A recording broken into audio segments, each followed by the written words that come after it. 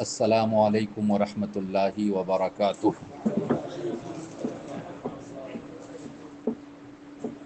الحمد للہ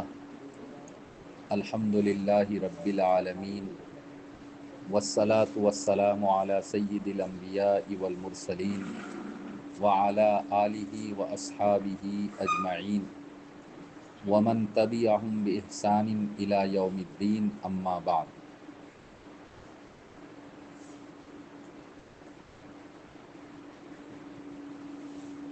اعوذ باللہ من الشیطان الرجیم، بسم اللہ الرحمن الرحیم۔ الرحمن علم القرآن خلق الانسان علمہ البیان۔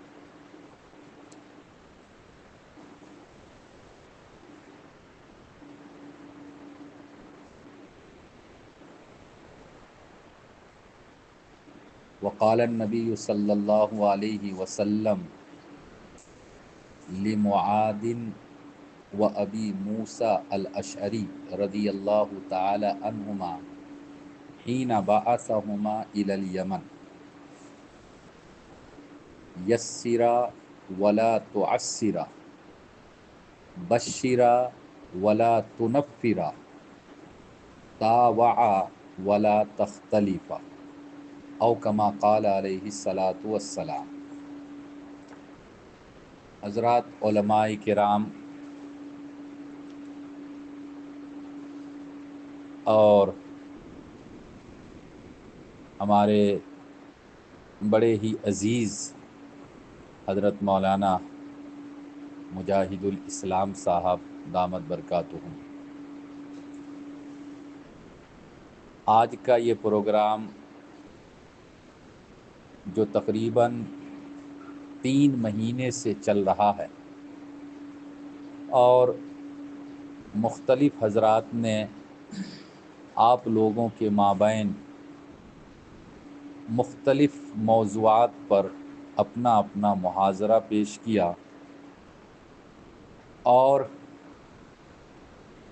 مختلف فنون کو کس طرح سے پڑھایا جائے اس کے سلسلے میں آپ لوگوں کی ٹریننگ ہوئی۔ اللہ رب العزت تمام پروگراموں کو قبول فرمائے اور آپ حضرات نے یکسوئی کے ساتھ جو اس کے لیے محنت کی ہے، اللہ رب العزت اس کا بہترین صلہ اور بدلہ اور مقصد میں آپ سب کو کامیابی عطا فرمائے۔ چونکہ یہ جو پروگرام چل رہا ہے اس کے ختم ہونے پر آپ کے سامنے ایک بہت بڑا فیلڈ ہے، ایک بہت بڑا میدان عمل ہے، اور آپ حضرات علماء کرام ہیں، شاید مدرسوں میں آنے سے پہلے اسکول میں 1 سال 2 سال 4 سال پڑھے ہوں، اور یہ بھی ہو سکتا ہے کہ اسکول کے دروازے تک بھی نہ گئے ہوں، ایسا بھی ہو سکتا ہے۔ تو آپ سب کے لیے یہ فیلڈ اور یہ میدان ایک طرح سے بالکل نیا فیلڈ اور نیا میدان ہوگا۔ اسکول میں رہ کر، اسکول کے کیمپس میں، اسکول کے احاطے میں اور اسکول میں پڑھنے والے اسٹوڈنٹ کو قرآن سکھانا، دینیات پڑھانا، دین کی بنیادی باتیں ان کو سکھانا۔ اگرچہ یہ موضوع آپ کا اپنا موضوع ہے، بچپن سے عالم بننے تک، دور حدیث تک پہنچنے تک آپ سب نے انہی باتوں کو پڑھا ہے، انہی باتوں کو سیکھا ہے، لیکن آپ کا جو میدان عمل ہوگا وہ آپ کے لیے ایک نیا میدان ہوگا اور نئی جگہ ہوگی۔ وہاں جا کر آپ کو کیا کرنا ہے، وہاں بچوں کو کیسے آپ آگے بڑھانے کی کوشش کریں گے، اور اپنی بات جو حقیقت میں آپ کی نہیں ہوگی بلکہ اللہ اور اللہ کے رسول صلی اللہ علیہ وسلم کی ہوگی، یہ باتیں آپ بچوں کے ذہن، دماغ، دل میں کیسے بٹھائیں گے، آپ کے لیے ہو سکتا ہے یہ ایک چیلنج ہو۔ لیکن میں سمجھتا ہوں کہ چونکہ آپ حضرات نے قرآن کریم دیکھ کر یعنی ریڈنگ بھی پڑھا، آپ میں بہت سے ایسے علماء ہیں جو حافظ بھی ہوں گے، قرآن کریم کا ترجمہ بھی پڑھا، تفسیر بھی آپ لوگوں نے پڑھی، اور اس کے ساتھ ساتھ احادیث کا ایک بہت بڑا ذخیرہ بھی آپ لوگوں کی نظروں کے سامنے سے گزرا۔ آپ کو قرآن کریم کے اندر، احادیث کے اندر یہ بات مختلف طریقوں سے ملی ہے کہ ہم اگر کسی فیلڈ میں جائیں، کسی میدان میں جائیں، نئے لوگوں کے ساتھ ہمارا واسطہ ہو، تو جو پیغام ہم لے کر جا رہے ہیں، یک بارگی ایک ساتھ سب کچھ الف سے یا تک اے ٹو زیڈ ہم ان کے سامنے پیش نہ کریں، بلکہ تعلیم وہی کامیاب ہے جو مرحلہ وار ہو، جو اسٹیپ بائی اسٹیپ ہو۔ آپ وہاں جائیں گے، آپ کی نگاہ میں، آپ کی نظر میں قرآن و حدیث سے کم 2-3 باتیں ضرور رہے۔ ان میں سے پہلی بات، اللہ رب العزت نے قرآن کریم کو جو نازل کیا اپنے پیارے نبی محمد صلی اللہ علیہ وسلم پر، 30 پارے، 114 سورتیں اور 6666 آیتیں ایک ساتھ نازل نہیں کی، بلکہ ضرورت کے مطابق، وقت کے تقاضے کے حساب سے اللہ تعالیٰ نے تدریجاً، اسٹیپ بائی اسٹیپ، کبھی ایک آیت، کبھی 2 آیت، اور کبھی کبھی ایک چھوٹا سا 1-2 لفظ کا مجموعہ، پورا جملہ بھی نہیں، اس طرح سے اپنے نبی پر پورے 23 سال کی لمبی مدت میں قرآن کریم کو نازل کیا۔ یہ قرآن کریم کے نزول کا واقعہ ہم سب کو، اور خاص طور پہ جو بچوں کو پڑھانے کے لیے اساتذہ ہوتے ہیں، ان کو یہ بتلاتا ہے کہ یہ بچے ہیں، ان کا ذہن ابھی اتنا پختہ اور مضبوط نہیں ہے، یاد رکھنے کی کیپیسٹی اور صلاحیت ابھی اتنی زیادہ نہیں ہے، لہذا اسٹیپ بائی اسٹیپ، مرحلہ وار ہم اس کے سامنے اپنے موضوع کو، اپنے فن کو، اپنے کورس کو پیش کریں گے، رکھیں گے۔ قرآن کریم کے نزول کے واقعے سے یہ بات ہم کو اور آپ کو سمجھ میں آتی ہے۔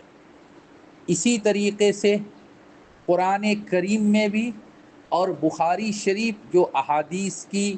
سب سے زیادہ صحیح کتاب، اصح الکتب بعد کتاب اللہ تعالی ہے، اس کے اندر تخلیق انسان کے واقعے کو، انسانی تخلیق کو اللہ تعالیٰ نے جہاں بھی بیان کیا، نقل کیا، عام طور پہ تدریج کو بھی بیان کیا۔ چنانچہ قرآن کریم میں اللہ تعالیٰ نے مختلف جگہوں پر بیان کیا، اور ہر جگہ کے بیان کا خلاصہ اور نچوڑ یہ ہے کہ ہم نے انسان کو پیدا کیا من سلالۃ من طین، بالکل مٹی کے نچوڑ سے، خلاصے سے، اور یہ تو حضرت آدم علیہ السلام کی تخلیق، ان کے بعد ایک ایک کر کے دنیا میں جو انسان آئے تو اللہ تعالیٰ نے ان کی تخلیق کو جو بیان کیا تو سب سے پہلے نطفہ، باپ کے پشت سے نطفہ منتقل ہو کر ماں کے رحم میں پہنچا، اور وہ نطفہ پھر کیا بنا؟ وہ بنا علقہ۔ علقہ یعنی جمع ہوا خون، اور وہ علقہ کیا بنا؟ مضغہ یعنی گوشت کا ٹکڑا۔ اور صاحب جلالین نے لکھا ہے کہ مضغہ کہا جاتا ہے اتنا گوشت ہو، گوشت کا اتنا سا ٹکڑا ہو کہ جس کو چبایا جا سکے، جس کو چبایا جا سکے۔ اس کا مطلب ہے کہ ایک ٹکڑا 25 گرام 50 گرام، اس سے شاید زیادہ نہیں ہوگا، منہ میں جو ہم دیتے ہیں ایک وقت میں عام طور پہ اس سے بڑا نہیں ہوتا ہے۔ تو نطفہ، پھر علقہ، پھر مضغہ، اور اس کے بعد اللہ تعالیٰ نے پھر ہڈی بنائی، اور ثم کسونا العظام لحما، پھر اللہ نے ہڈی پر گوشت کو چڑھایا، گوشت کا لباس پہنایا، اور پھر اس کے بعد اس کے اندر روح ڈالی، اور پھر حدیث میں آتا ہے کہ فرشتے آ کر اور 4 باتیں لکھتے ہیں وغیرہ وغیرہ۔ یہاں تک ہم کم سے کم اس نتیجے پر پہنچتے ہیں، اللہ اگر چاہتا تو نطفہ ماں کے رحم میں آنے کے ساتھ ساتھ وہ بچہ بن جاتا، اور 1 دن 2 دن کے اندر ماں کے رحم سے وہ بچہ دنیا میں آ جاتا۔ اللہ تعالی ہر چیز پر قادر ہے، ان اللہ علی کل شیء قدیر۔ لیکن ایسا نہیں کیا، کیوں نہیں کیا؟ اللہ تعالی گویا کہ ہم کو اور آپ کو تعلیم دینا چاہتا ہے، بتلانا چاہتا ہے کہ تمہارا اگر کوئی ایم ہے، تمہاری کوئی منزل ہے، تمہارا کوئی مقصد ہے، تو وہاں تک تم تدریج کے ساتھ مرحلہ وار اسٹیپ بائی اسٹیپ وہاں پہنچو گے تو وہ کام تمہارے لیے مفید ہوگا، اور جس کے سامنے تم کچھ پیش کر رہے ہو مرحلہ وار اگر پیش کرو گے تو اس کے دل و دماغ میں وہ بات بیٹھے گی، مضبوطی کے ساتھ بیٹھے گی، اور اس کے لیے استفادہ یعنی آپ سے فائدہ حاصل کرنا مفید ہوگا۔ 2 باتیں میں نے آپ لوگوں کو بتائی۔ کیا کیا؟ نمبر 1 قرآن کریم کا نزول، نمبر 2 تخلیق انسانی کا واقعہ۔ ایک اور تیسری بات آپ سن لیجئے، مشہور حدیث ہے، اللہ کے رسول صلی اللہ علیہ وسلم نے جب یمن کا گورنر اور قاضی بنا کر حضرت معاذ ابن جبل رضی اللہ تعالی عنہ کو روانہ کیا، تو میں ایک بات اور بتاؤں گا، وہ تھوڑا بعد میں، لیکن پہلے ایک بات میں بتلا دوں کہ جب حضرت معاذ ابن جبل رضی اللہ تعالی عنہ کو گورنر اور قاضی بنا کر یمن روانہ فرمایا تو آپ صلی اللہ علیہ وسلم نے ان سے کیا کہا؟ آپ نے کہا کہ اے معاذ انک لتأتی قوما، اے معاذ تم ایک ایسی قوم کے پاس جا رہے ہو، ایسے لوگوں کے پاس جا رہے ہو جو اہل کتاب ہیں، یعنی یمن کے لوگ وہ پہلے مسلمان نہیں تھے اس وقت تک، تم جا رہے ہو نصارہ کے پاس، کرسچن کے پاس جا رہے ہو، عیسیٰ علیہ السلام کی امت کے پاس جا رہے ہو۔ اب تم جا کر وہاں کیا کرو گے؟ تم جا کر سیدھا یہ مت کہنا کہ اے لوگو تم نماز پڑھو، اے لوگو تم زکوٰۃ دو، اے لوگو تم روزہ رکھو، نہیں، بلکہ وہاں جا کر سب سے پہلا کام آپ کا یہ ہونا چاہیے کہ آپ ان سے یہ کہو کہ اللہ ایک ہے، اللہ کے سوا کوئی معبود نہیں، اور محمد صلی اللہ علیہ وسلم اللہ کے بھیجے ہوئے پیغمبر اور رسول ہے۔ بس اتنی سی بات، اللہ کی الوہیت، اللہ کی وحدانیت اور محمد صلی اللہ علیہ وسلم کی رسالت کو ان کے سامنے بیان کرنا۔ یہ کہنا کہ بھائی میں دو ہی بات لے کر آیا ہوں، اللہ کو ایک جانو، اللہ کو عبادت کے لائق سمجھو، اور دوسری بات محمد صلی اللہ علیہ وسلم اللہ کے رسول ہے، اللہ کے بھیجے ہوئے پیغمبر ہے، اللہ کا بندہ ہے۔ اگر وہ لوگ یہ بات مان لیں، اگر تمہاری ان دونوں باتوں کو وہ لوگ مان لیں، تو پھر اس کے بعد ان کو بتانا کہ دن اور رات میں اللہ نے تم پر 5 وقت کی نماز کو فرض کیا ہے۔ دیکھیے میں کیا بتلانا چاہ رہا ہوں، تدریج، مرحلہ وار، مرحلہ، اسٹیپ بائی اسٹیپ کام کرنا ہے۔ نماز اس کے بعد بتانا ہے۔ اگر وہ نماز کی بات کو بھی مان لے، توحید اور رسالت کو قبول کرنے کے بعد نماز کو بھی قبول کر لے، تو پھر اس کے بعد کہنا کہ اللہ نے تمہارے مال کے اندر غریب اور مسکین کا ایک حصہ بھی متعین کر کے رکھا ہے، یعنی اللہ نے تم پر زکوٰۃ کو بھی فرض کیا ہے۔ اب ان سے تم زکوٰۃ کی بات کرو، اب ان سے تم زکوٰۃ کی بات کرو، اور دیکھو جب زکوٰۃ وصول کرو تو جو بالکل اچھا والا مال ہے وہ مت لینا، وہ لوگ تو ہو سکتا ہے ان کو تکلیف ہو جائے،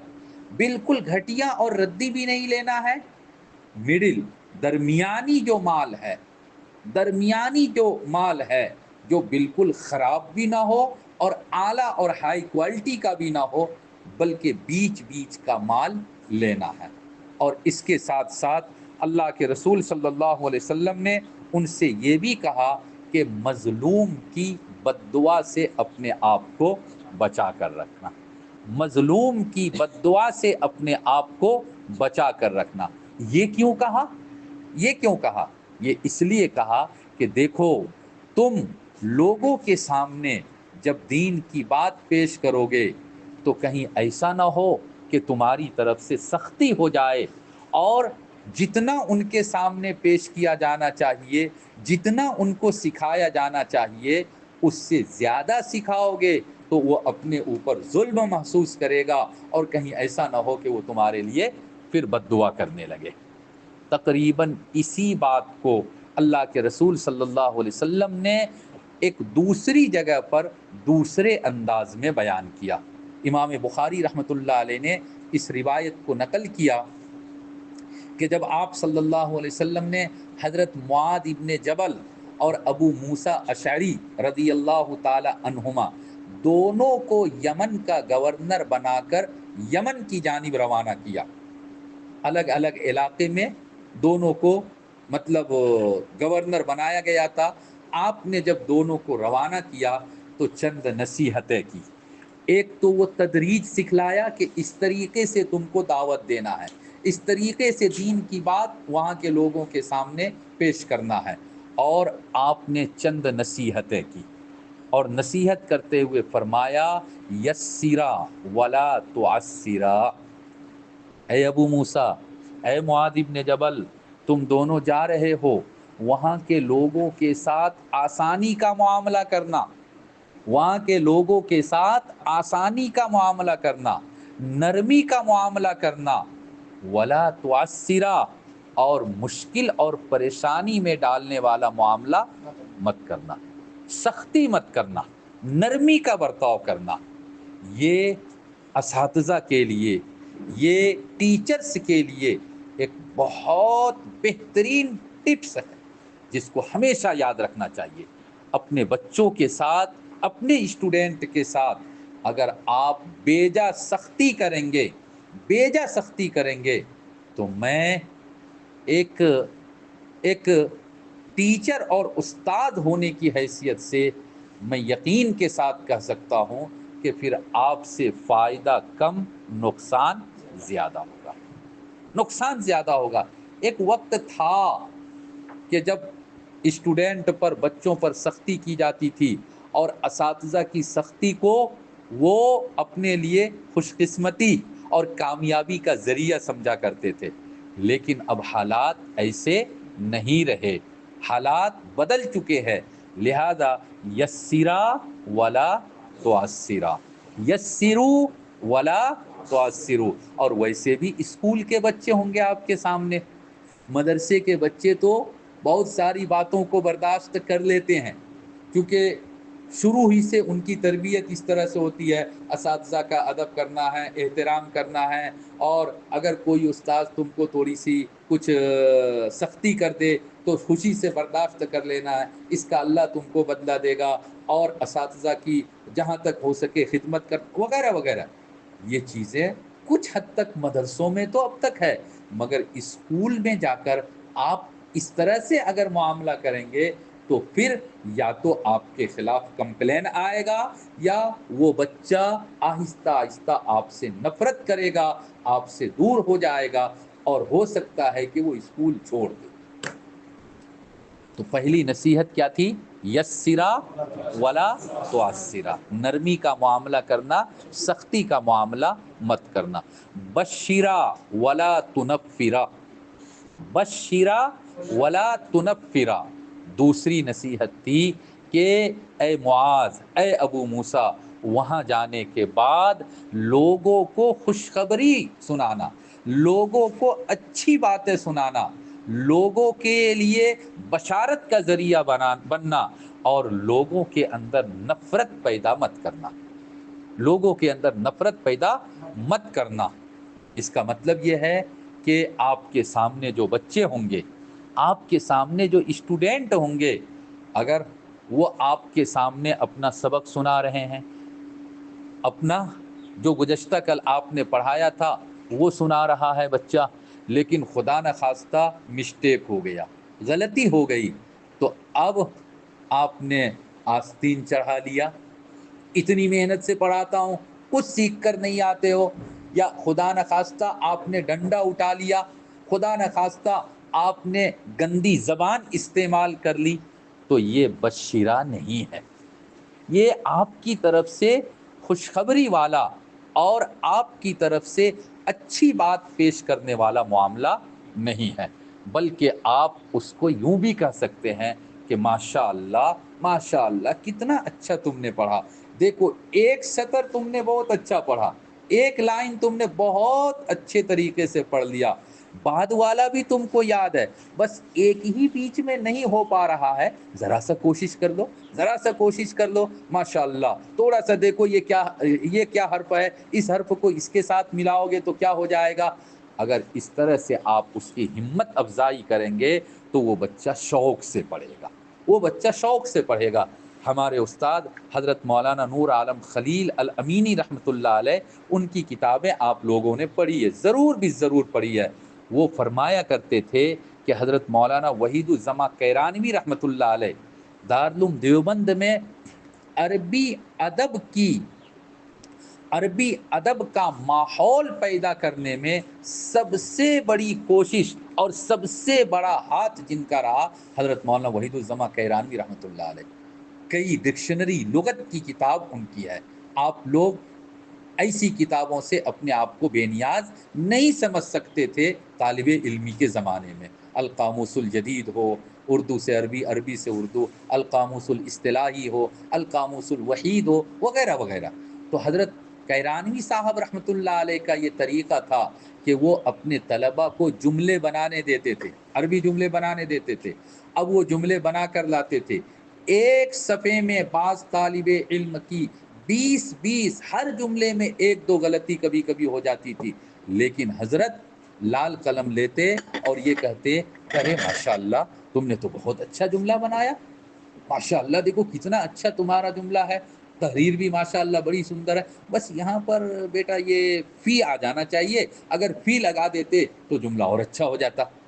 بیٹا یہ جو تم نے لکھا ہے، سین جو تم نے لکھا ہے ایک دم اچھا لکھا ہے، بس ایک شوشہ کی کمی ہو گئی، ایک شوشہ بڑھا دیتے تو اور اچھا ہو جاتا. حالانکہ وہ غلط ہے، لیکن ہمت افزائی، بشرا بشارت دینے والا، خوشخبری، یعنی اس کی ہمت کو بڑھانے والا بنو. ولا تنفرا، نفرت پیدا کرنے والا مت بنو. ہاں، یا تو کتاب سے نفرت، اپنی ذات سے نفرت، یا ادارے کی نفرت، یا اس طالب علم کو خود اس سے نفرت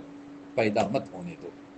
تو دوسری نصیحت آپ صلی اللہ علیہ وسلم نے کیا فرمائی تھی؟ بشرا ولا تنفرا. اور تیسری نصیحت امام بخاری رحمۃ اللہ علیہ نے اپنی کتاب میں جو نقل کی، تاوعا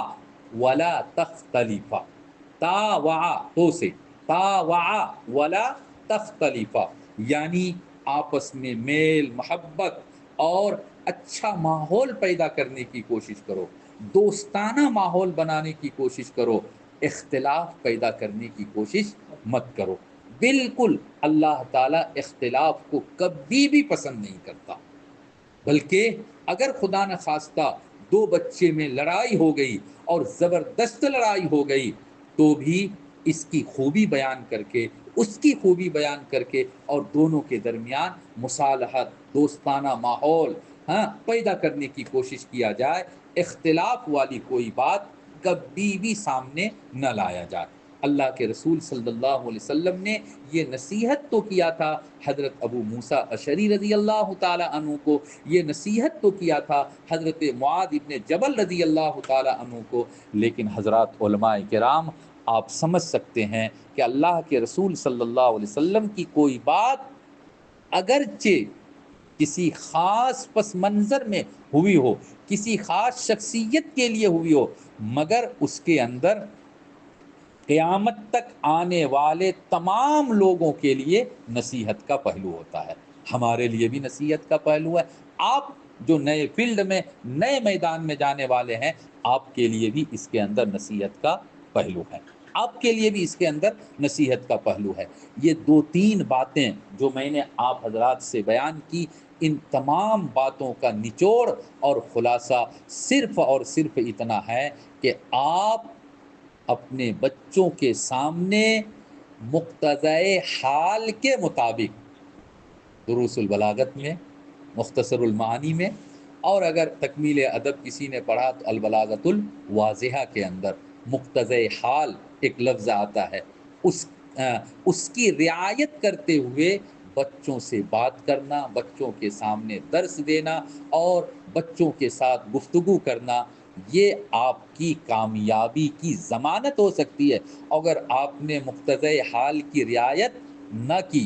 اگر آپ نے مقتضۂ حال کی رعایت نہ کی، اب وہ بچہ تو ہے کلاس مثال کے طور پہ نرسری کا، اور آپ بیٹھ گئے اور اس کے بعد جیسے مسجد میں جمعے کے دن بیان کرتے ہیں اسی طریقے سے اس کے سامنے بیان کرنا شروع کر دیا، اور پہلے ہی دن اس کو الف با سے سبق شروع کر کے اور موت تک کے ساری دعائیں اور اس کے بعد جنت اور جہنم میں لے جانے والے اعمال سب کچھ اگر بتا دیں گے تو کیا ہوگا معلوم؟ کیا ہوگا؟ ایک ایکشن تو ہوگا، وہ تو اپنی جگہ پر ہے، ریئیکشن جو ہوگا. میں تو ایک بات بتانا چاہ رہا تھا، ہمارے ایک جاننے والے ہیں، نام نہیں لے رہا ہوں، ابھی ماشاءاللہ دلی میں بہت بڑی یونیورسٹی، بہت بڑے پوسٹ پر ہے، وہ دارالعلوم دیوبند گئے، عربی سوم میں داخلہ لیا، اور دارالعلوم دیوبند میں ایک استاد، میرے بھی استاد ہے، ابھی باحیات ہے، بہت محقق استاذ ہے، کافیہ ان کے یہاں کافیہ کا درس تھا. اب الکلمۃ لفظ وضع لمعنى مفرد، نہیں، وضع لمعنى مفرد، یہی ہے نا، الکلمۃ لفظ وضع لمعنى مفرد. یہ جو ایک سطر بھی عبارت نہیں ہے، بڑے بڑے حروف میں ہے تو ایک سطر میں عبارت آتی ہے. حضرت نے اس پر تقریر کی اور پورے ایک ہفتہ مکمل ہو گیا، لیکن اس ایک سطر پہ تقریر ختم نہیں ہوئی. وہ طالب علم بڑا ذہین تھا، اب تو بڑے عالم بھی ہوئے، بڑا ذہین تھا ماشاءاللہ، سوجھ بوجھ تھی. تو اس نے کہا کہ یار ایک سطر میں اگر ایک ہفتہ لگ جائے تو اس کتاب کو ختم کرتے کرتے کتنے سال لگ جائیں گے، میں اتنے علوم کو برداشت نہیں کر سکتا، چھوڑو دارالعلوم، چھوڑو کافیہ، اور وہ چھوڑ چھاڑ کے دارالعلوم میں داخلہ کتنا مشکل سے ہوتا ہے، کتنا مشکل سے ہوتا ہے۔ خوش نصیب تھا کہ داخلہ ہو گیا تھا، لیکن برداشت سے باہر ہو گیا، ڈوز زیادہ ہو گیا، چھوڑ چھاڑ کے اور وہ کسی چھوٹے مدرسے میں چلا گیا۔ تو کہیں ایسا نہ ہو کہ بچے ہمارے سامنے ہو اور ہم ان کے سامنے بس الکلمۃ لفظ وضیع لمانا مفردن مفردن والی تقریر، یعنی کسی بھی ایک موضوع پر اور پوری لمبی چوڑی تقریر کرنا شروع کر دیں، تو وہ بچہ ہم سے بھی متنفر ہوگا، ادارے سے، سسٹم سے، نظام سے، اور ان سب سے بڑھ کر یہ جو کورس، جس کورس کے لیے آپ لوگ جا رہے ہیں، اللہ نہ کرے اس کے دل میں اس کورس کی نفرت پیدا ہو جائے۔ اس لیے آپ حضرات کو جو کچھ میں بتانا چاہ رہا ہوں، صرف اور صرف یہ کہ آپ اپنا کام، آپ اپنا عمل، آپ اپنی ڈیوٹی جہاں جا کر انجام دینے والے ہیں، انتہائی حساس جگہ ہے اس معاملے میں، اور وہاں آپ کو بالکل تدریجاً کام کرنا پڑے گا، اسٹیپ بائی اسٹیپ ہی کام کرنا پڑے گا، تب آپ کامیابی ہو سکتے ہو، تب آپ کو کامیابی مل سکتی ہے، تب ان بچوں کے اندر دینی جذبہ پیدا ہوگا اور دینیات پڑھنے کا شوق پیدا ہوگا۔ نمبر 1، دوسری بات آج کی اس مجلس کی، اور یہی آخری بات، بلکہ اس بات سے ایک بات اور جوڑ دو تدریج کے ساتھ، اچانک مجھے یاد آ گئی ایک بات کہ عمل کے اندر، عبادت میں آگے بڑھانے کے لیے جس طرح سے تدریج ہے، اسی طریقے سے اگر کسی کے اندر گناہ کی عادت ہے تو ایک ساتھ شریعت نے بہت ساری جگہوں پر جو ہماری اور آپ کی رہنمائی کی ہے، ایک ساتھ گناہوں کی نفرت بٹھا کر اور مکمل طور پر وہ گناہ چھوڑ دے، عام طور پہ ایسا نہیں ہوتا ہے۔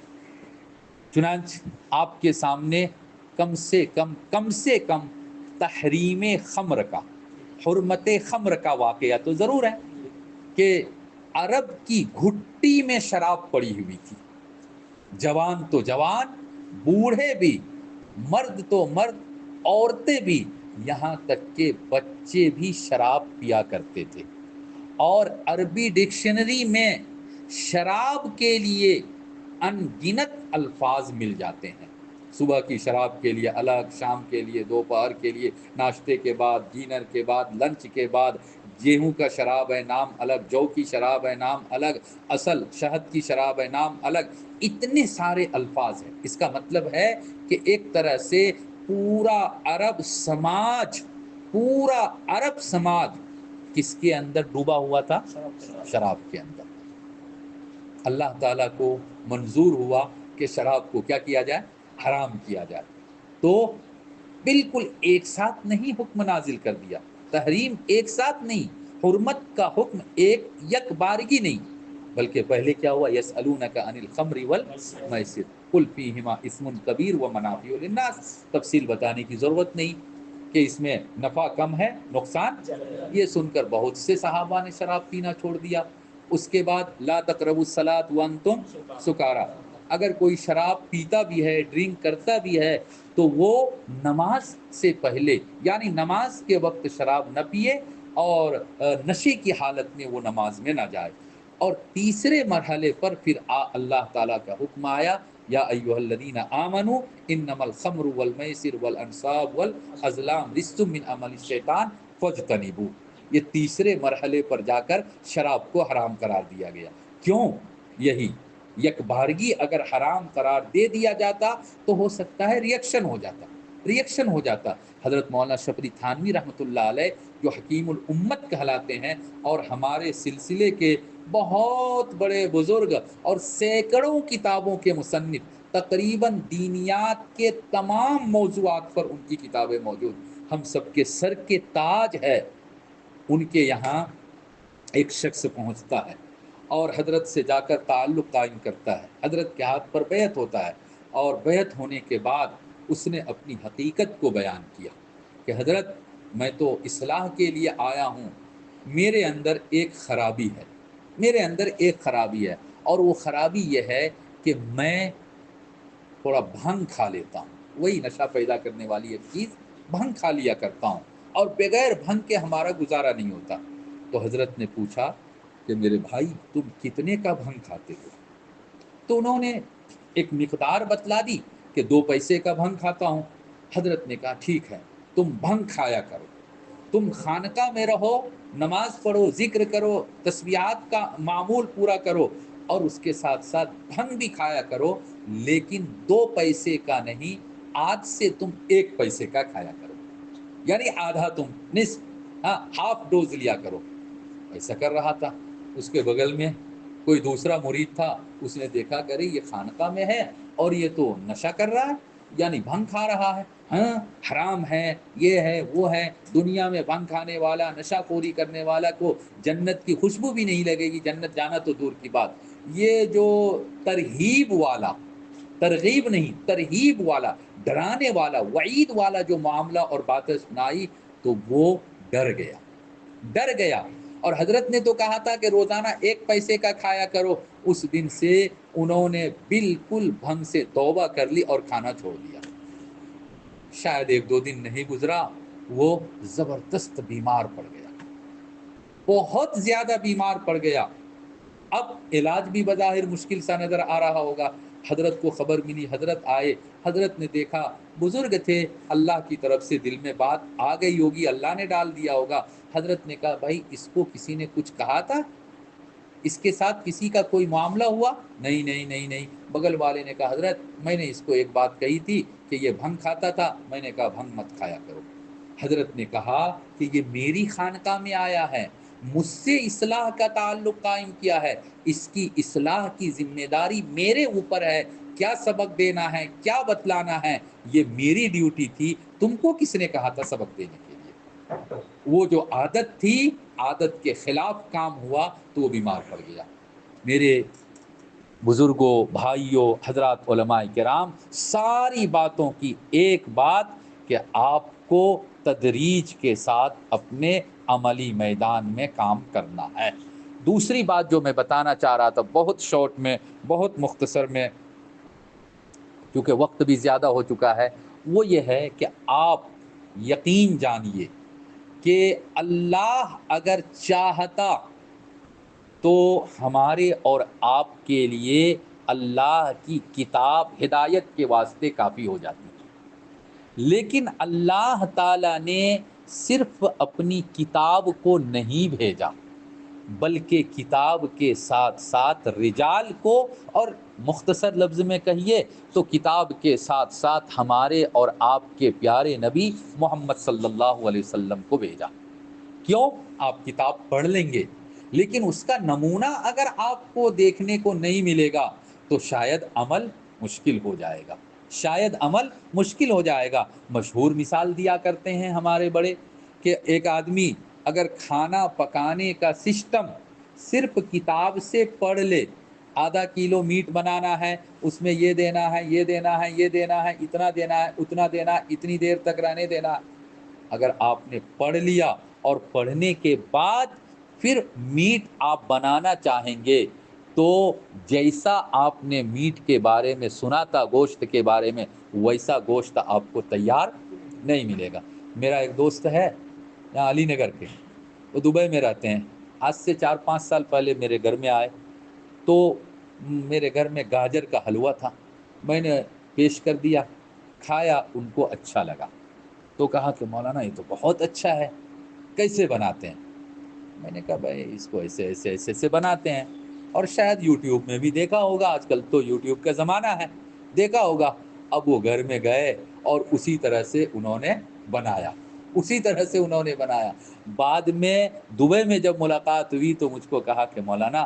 جیسا آپ نے کہا تھا، جیسا میں نے یوٹیوب میں دیکھا، اس سے زیادہ میں نے اس میں مٹیریل ڈالا اچھا بننے کے لیے، لیکن میں کامیاب نہیں ہو سکا،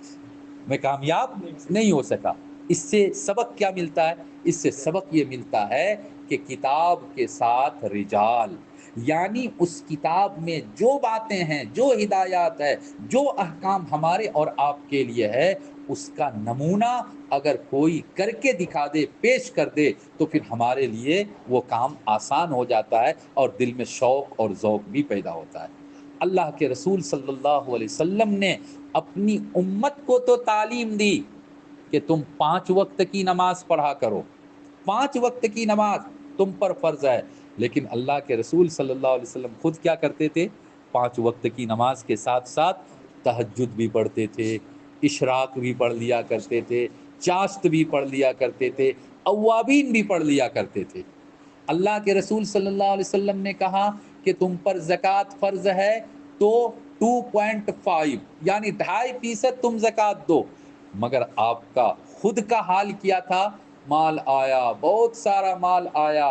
اور بیٹھے ہوئے ہیں، گھر نہیں جا رہے ہیں، گھر نہیں جا رہے ہیں، سارے مال کو تقسیم کروا دیا۔ جب ایک رتی برابر کچھ نہیں رہا، تب آپ اٹھ کر اپنے کمرے میں تشریف لے گئے اور آپ نے فرمایا اب مجھ کو سکون کی نیند آ سکتی ہے۔ حضرات علماء کرام، اس طرح کی ایک نہیں کتنی ساری مثالیں مل جائیں گی آپ کو، اور اگر کبھی موقع ملے، حضرت مولانا تقی عثمانی صاحب دامت برکاتہم، ان کی ایک تقریر ہی صحیح اصلاحی خطبات میں اصلاح معاشرہ کے نام پر، کہ معاشرے کی اصلاح کیسے ہو، اس عنوان پر انہوں نے بڑی اچھی بات، میں نے بہت پہلے اس کو پڑھا تھا، بس اس کا خلاصہ یہی ہے کہ آج اگر آپ کسی سماج کی اصلاح کے لیے جاؤ گے اور خود آپ کے اندر بہت سارے عیوب پائے جاتے ہیں، آپ بہت سارے گناہوں میں مبتلا ہیں، آپ لوگوں کو جا کر کہیں گے شراب مت پیو اور نعوذ باللہ خود شراب پیتے ہیں، آپ کی بات میں اثر پیدا ہوگا؟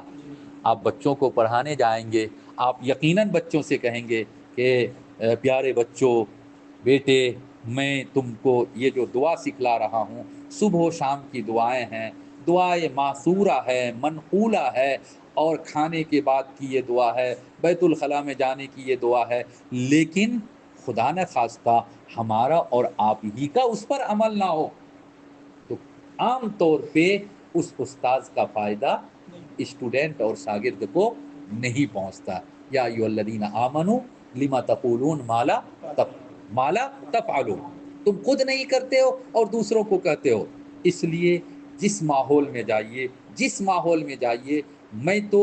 یہاں تک آپ لوگوں کو کہوں گا کہ اگر خدا نہ خواستہ للہیت پیدا نہ ہو سکے، اخلاص پیدا نہ ہو سکے، تو کم سے کم دکھانے ہی کے لیے صحیح،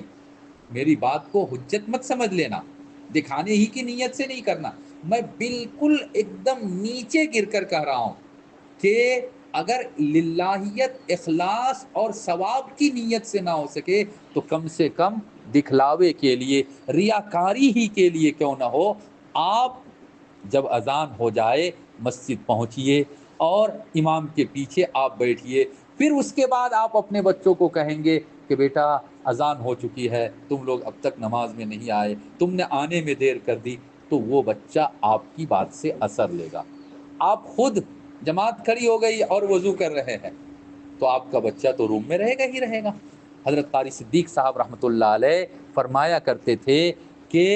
اساتذہ جو ہوں، اساتذہ اپنے کمرے میں، ٹیچرز اپنے کمرے میں مصلی بچھا کر رکھے، مصلی بچھا کر رکھے، تاکہ آنے والا یہ سمجھے کہ حضرت نے ابھی کوئی نفل کی نماز پڑھی ہوگی۔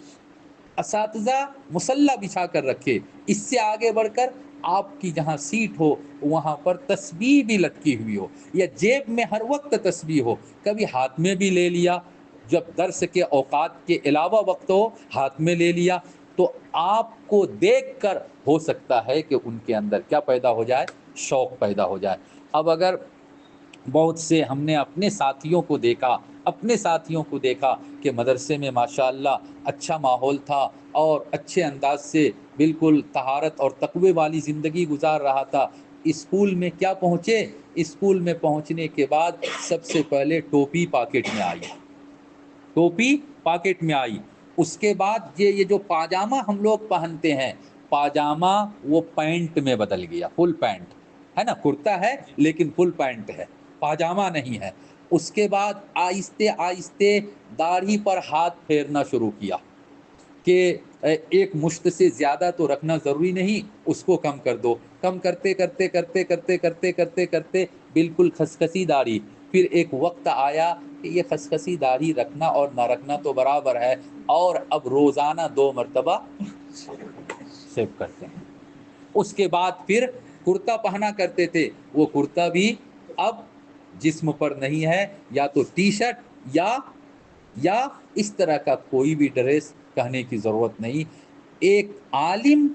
اگر اسکول میں جا کر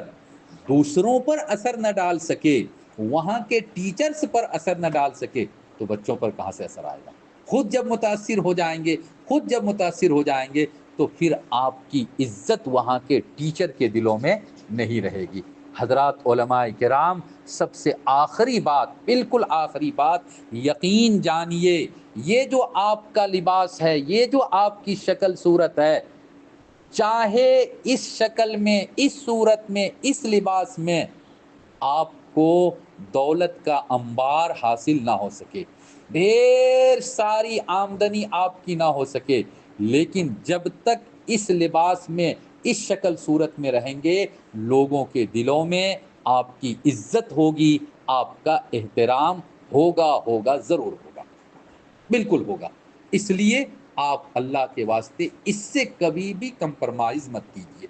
کہ آپ اسکول میں جانے کے بعد اپنی شکل صورت کو بگاڑ لیا آپ نے۔ اللہ کے واسطے ایسا نہ ہو۔ اور پہلی بات، آپ میدان عمل میں بالکل تدریج اور مرحلہ وار کام کیجیے۔ اللہ رب العزت آپ سب کو کامیابی نصیب فرمائے، اور آپ سب سے اسکول کالج کے تمام بچوں کو، اسٹوڈنٹ کو خوب فائدہ پہنچائے، اور آپ سب کو اللہ تعالیٰ آئندہ کے اس طرح کے پروگرام کے لیے بہترین نمونہ بنا دے۔ اللہ عمل کی توفیق عطا فرمائے۔ وآخر دعوانا الحمدللہ۔